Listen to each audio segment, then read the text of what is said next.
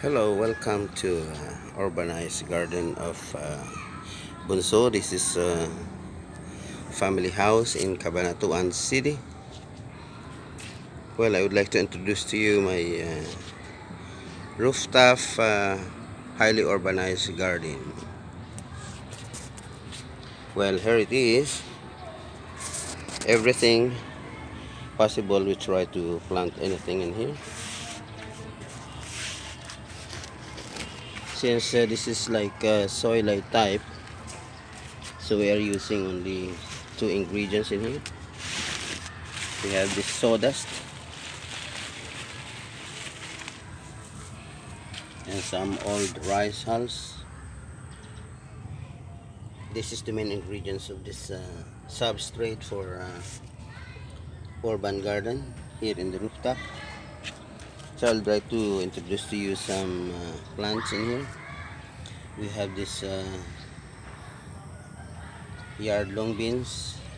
We have also this pechay, yard long beans or sitaw. We have as well Corcorus olitorius or saluyot, some ornamental plants in here also. And we have also this Basila in vernacular we call it alugbati. We have two types of alugbati. We have the red one, Basila rubrum, and this is Basila alba, or the green variety of alugbati. So we have also this yard long beans or sitaw. We have the small plantation of saluyot and everything, tomato and pechay as well. We have newly seeded sitaw. This one is already harvested, the big pechay. We have the newly seeded okra or ladyfinger.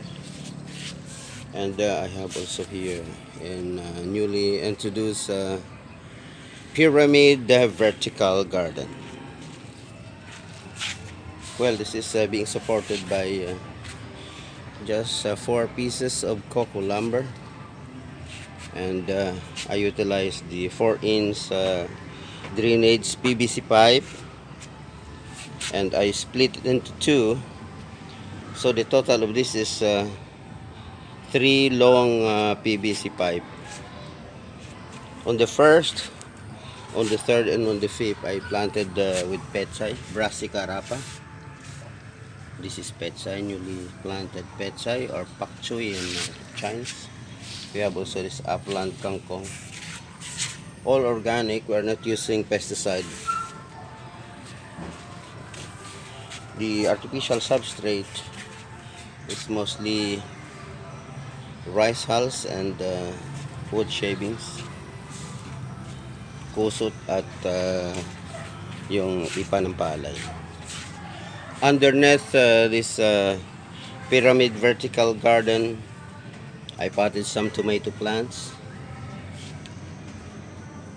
just to restrict the moisture during rainy season, because the rain being catch up by this pyramid, and we have only small quantity of moisture in the spots. Okra as well. So all in all, we have 12 split pipes, level 1 to 6 only. On the top, I planted okra or ladyfinger, 2 split pipes also. And the same is true with the other side. First, third, and fifth planted to pechay, and the second and the fourth being seeded with the upland kangkong, Ipomoea chinensis, not the same Ipomoea aquatica, the kangkong that we can get from swamp or water bodies. Or so we have also here the saluyot, Corcorus olitorius in botanical name, and I intercrop with upland kangkong. We have also this sitaw or yard long bean. We have also newly introduced styrofoam planting container with some artificial substrate, rich soil, as well as some organic compost in here. This is kangkong. Around more than 1 month already, and we harvested around 4 to 5 times already that we gather some vegetables from kangkong. We have also this eggplant.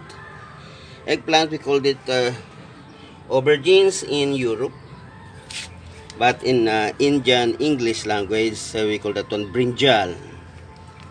What is brinjal? Actually, this is not English, it is Hindi. And this is okra or ladyfinger. About to send so many fruits in here. We have also tomato, enough for just family consumption during rainy season. Plant some tomato seeds also.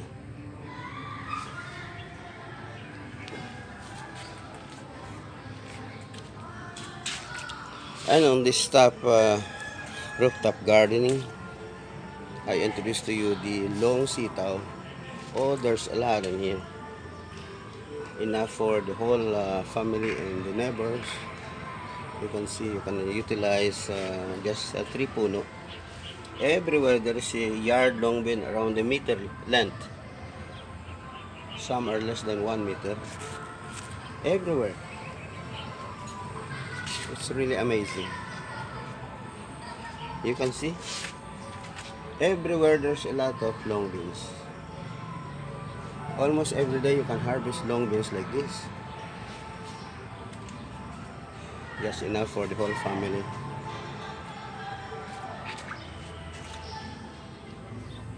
Almost a meter.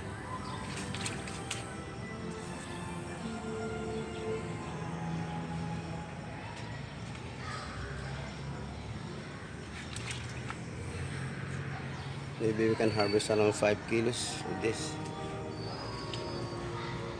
This is just around 3 holes of styrofoam container planted with sitaw. Just merely 3 puno. You see, very long sitaw. It's amazing. Enough for the 3 family. My 3 kids from Obrero, from Terracon in Bangad, and also here in Del Pilar in Cabanatuan City.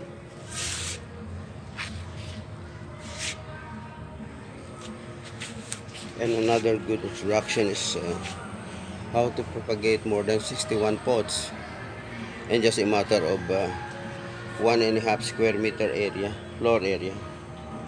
You can plant so many petsai or brassica rapa. You see, this one just a month ago, I started with small one. I put some substrate, mix rich soil, sawdust, and rice hulls. We have also some saloyo and highly devastated salisiling labuyo. Almost every day before, they're picking up almost 10 siling labuyo. Now it's almost gone. You see my vertical garden. Now it's ready to dispose. I mean, to sell out or to consume. You know, the whole family cannot able to consume all of this, so they need to make like a cash crop.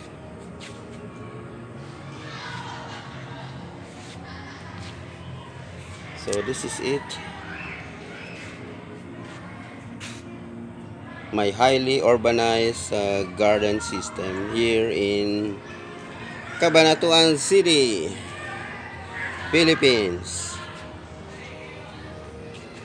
Really, I like this sitaw. A lot of sitaw in here. Yard long bean.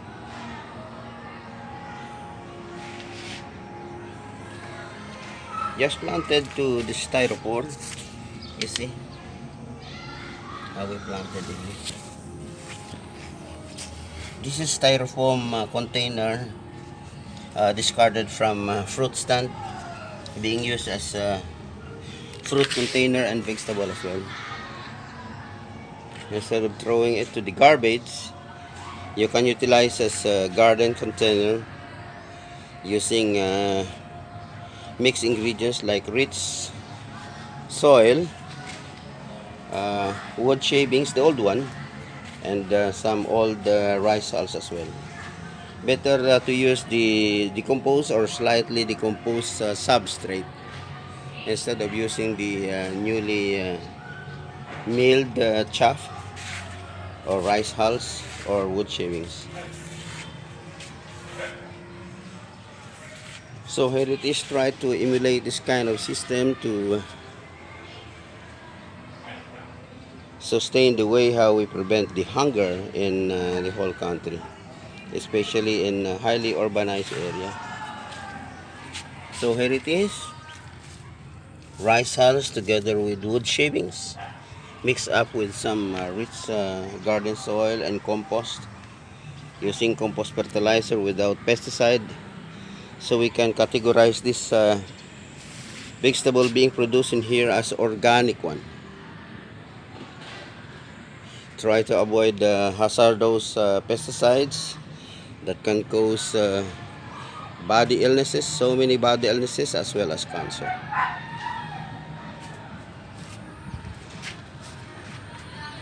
So bye for now. Ibrahim is signing off now.